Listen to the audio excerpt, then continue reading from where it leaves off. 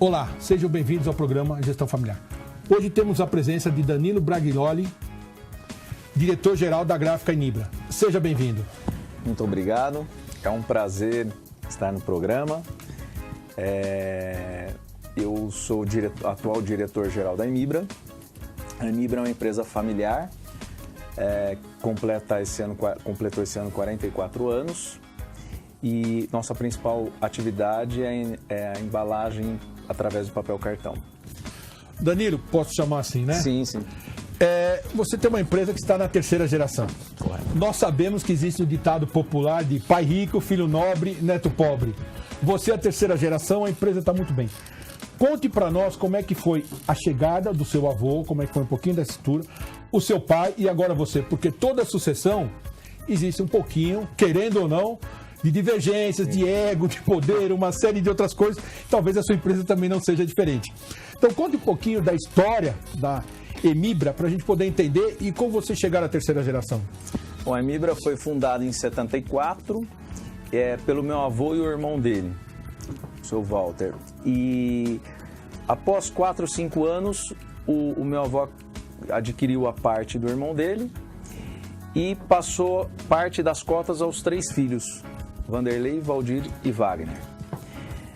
Dali então começou uma administração sempre pautada com muito respeito.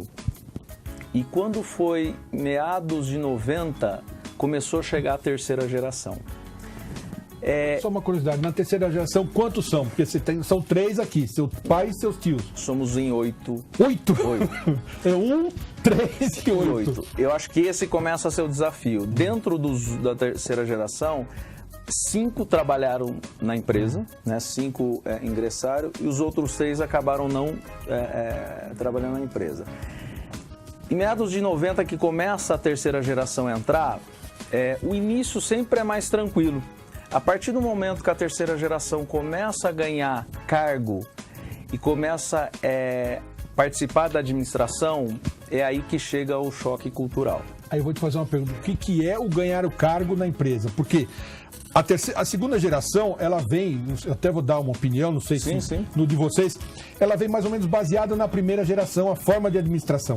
Porque o fundador está lá, é o pai ou é o tio, mas está lá, vai naquela. Agora, a terceira geração é uma terceira geração que viajou muito, se preparou muito, fala alguns idiomas. E como é que ela chegou para esse cargo que você está dizendo que ganhou, a forma de expressão, ganhou? Como é que vocês vivenciaram isso, tendo a segunda geração ainda? Eu acho que os três sócios foram muito felizes na entrada da terceira, porque ela já entrou de forma profissional. Você tem uma ideia, eu entrei em 95 fazendo o processo seletivo. O filho, para entrar na empresa, deveria existir uma vaga aberta. Então, acho que ali começou já talvez eles foram visionários na questão da governança, porque nós já entramos de uma forma mais profissionalizada. Quando acontece para acontecer a conquista do cargo, ela já também veio através de processo de competência, habilidade, quer dizer, existia a vaga, o filho era avaliado como qualquer funcionário e em cima disso ele adquiria a vaga. Então acho que esse processo ele foi muito bem feito, mas independente disso, o choque cultural começa a existir. Sim. Porque a partir do momento que você tem o cargo, você começa a participar de administração e você começa a discordar ou não da segunda geração. Na maioria das vezes. Na maioria das vezes. E eu acho que aí vem a segunda parte que eles foram muito felizes e em 2008, com esse conflito aí de cultura, eles resolveram chamar uma consultoria para que pudesse ajudá-los a administrar essa questão. E na época, olhando para a terceira geração, foi verificado que talvez ninguém estava preparado naquele momento para assumir a empresa. E então foi contratado um CEO e os 3 acionistas, eu acho que essa é a parte mais difícil, eles saíram da operação.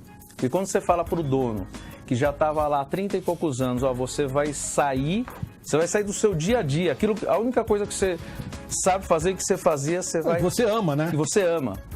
Então, acho que essa ruptura que ela foi muito bem trabalhada, né, pelo nosso consultor, o Roberto Faldini.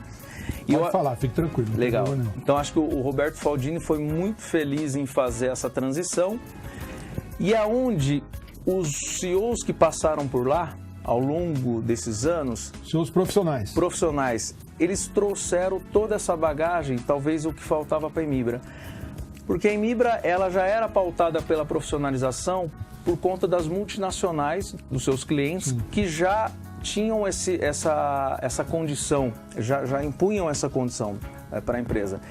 A hora que chega essa administração, os CEOs de fora, eles só acabaram de completar essa profissionalização e acho que começaram a trazer bagagens para os filhos. Obviamente que no início foi muito complicado, para a gente mesmo, porque você está acostumado a lidar com o seu pai, está acostumado a lidar com o seu tio. Uma forma de administração bem diferente e paternalista.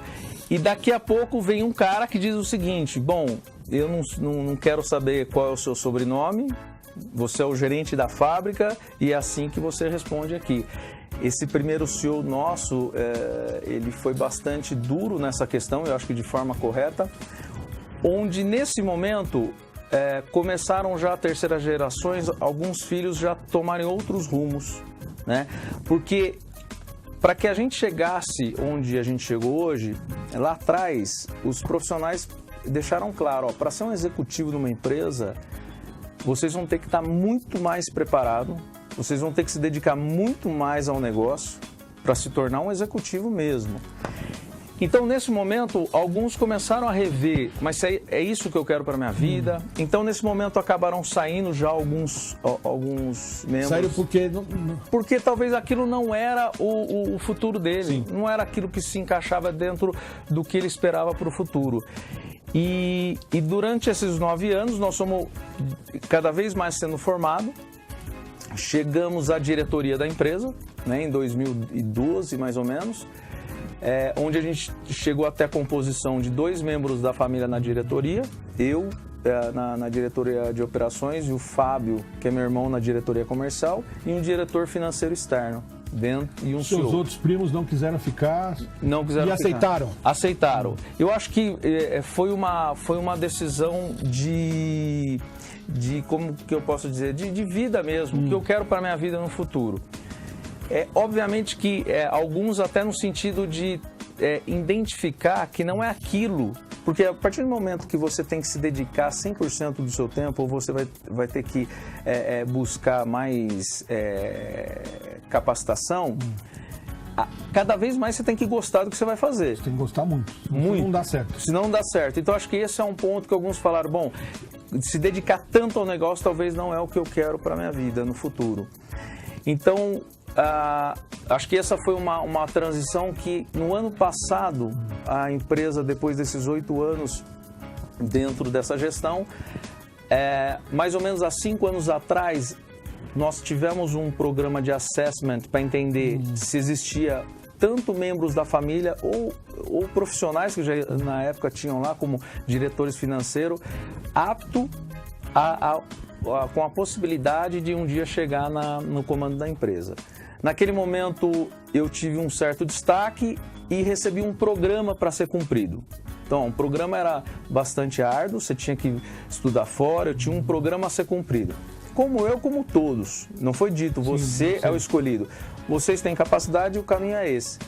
Independente de ser na Emibra ou não, é o que eu escolhi para a minha vida, eu fui buscar meu rumo, fui estudar fora, fui me especializar cada vez mais para um dia poder assumir uma empresa, sendo a Emibra ou não sendo a Emibra, a empresa da família.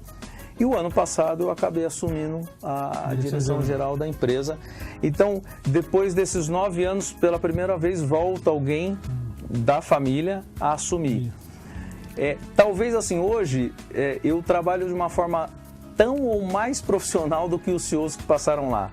Porque essa escola, esses 9 anos, quer dizer, eu estou lá há 23 anos, então eu vi... Com 40 anos você está hoje, então faz a conta de quando você entrou. Então eu vi todo o processo, eu vi uma empresa bem familiar, há 23 anos atrás, eu vi ela se desenvolvendo profissionalmente e hoje, uma empresa do tamanho da Emibra que é auditada né? Tem um balanço auditado já há 4 anos por uma das Big Four. Isso é uma coisa, é referência no Brasil. Dificilmente você vai achar uma empresa do meu ramo, do meu tamanho, com o balanço auditado. Quantos funcionários vocês têm hoje? Nós estamos com 200 funcionários. Bastante. Por tempo de hoje, uma gráfica, pela dificuldade de mercado. Isso. Eu quero só uma dúvida. Essa terceira geração, quando entrou, ela veio como sócia ou veio como convidada? Ela veio como processo seletivo e funcionário. Tá. Então, convidada. Convidada. Na nossa entrada, para você ter uma ideia, nós batimos cartão como qualquer funcionário. Nós tínhamos desconto de ponto de 1 minuto e talvez até um pouquinho, como acho que é de praxe, nós éramos mais cobrados. Filho do dono, nós éramos o exemplo. Né? E talvez até, pelo menos para mim, tirar o rótulo de filho de dono também não é fácil. Você tem que se superar. Comparação vai existir sempre. Sempre.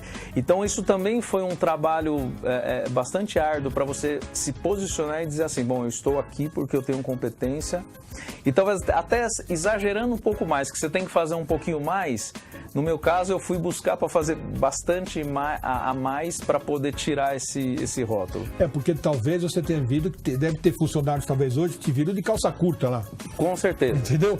Então, quer dizer, ele viu você de calça curta no bom sentido, sim, pelo amor de Deus. Uma coisa que eu digo shorts e tal. Você de calça curta lá e de repente você está comandando esses caras. Então você tem que ter um conhecimento, porque eu acho que se você não tiver, você não dura. Porque como qualquer empresa, o cara vai te testar. É isso aí. E eu acho que a Inmibra, ela conseguiu colocar a empresa acima de tudo. Então não existe, você não está lá porque você tem os olhos bonitos ou porque não... Tem um sobrenome da família. Não dá. Até porque isso é um negócio. A empresa, ela precisa remunerar o dinheiro dos sócios. Então assim, não se admite mais você ter alguém lá porque tem um sobrenome e admitindo que aquela pessoa não dá o resultado esperado. A Inmibra, ela está há 5 anos sendo com a consultoria da Fundação No Cabral, onde isso ajudou muito a gente nesse processo de enxergar a Inmibra como um negócio mesmo e que ela precisa remunerar o patrimônio que ela tem aí. Então, dessa forma, você coloca umas metas e as pessoas que ficam lá... É o PAEX que você faz? É o PAEX. É de planejamento. De planejamento. Conheço bem. Então, acho que esse foi o que deu, talvez o que trouxe a Inmibra a estar do jeito que está hoje na terceira geração e com muito sucesso. Só para a gente finalizar, que eu te falei que o programa era rápido, eu vou deixar você fazer suas considerações só para entender. Os sócios ainda são, não sei se está vivo, seu avô e seu pai e seus tios.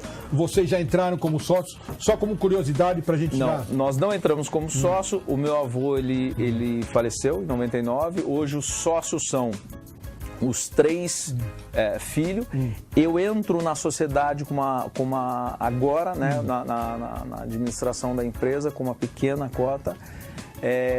Porém, a administração majoritária é dos sócios. Nós entramos como convidados. Beleza. Danilo, quero te agradecer muito, mas eu queria que nesse minuto final você contasse um pouquinho, que a gente está conversando antes do programa, sobre o mercado gráfico. Você falou a dificuldade que está sobreviver nele, porque você, terceira geração de 200 funcionários, tem que fazer milagre. Rapidamente, acho que o mercado hoje, o fato do nosso mercado ainda não está, na minha visão, bastante profissionalizado, ainda não está consolidado. Sendo assim, eu tenho uma cadeia, que é a cadeia de papel, a principal já consolidada, os end users consolidado, e o nosso mercado ainda muito pulverizado. Então, muitas vezes a gente fala que a gente é o queijo ali no meio do pão. E nós estamos sendo bastante espremidos e com as margens bastante apertadas. Então, eu acho que o futuro é as empresas buscarem a profissionalização, buscarem auditar seus balanços para que a gente possa começar as consolidações no mercado e aí sim você ter empresas profissionais direcionadas para o negócio, para o retorno do negócio. Eu acho que esse seria o nosso... Meu amigo, muito obrigado. Obrigado. Eu tenho um livro aqui que eu quero te presentear, para que você tenha ele. Excelente. Agradecer muito a sua presença, muito obrigado. Eu quero agradecer o Rogério que nos indicou. Legal. Lá da Bigraf, gente boa, querido amigo. Mas foi um prazer, espero que você volte na próxima. Se você quer ver esse e outros programas, veja pelo nosso site. Obrigado e até a próxima.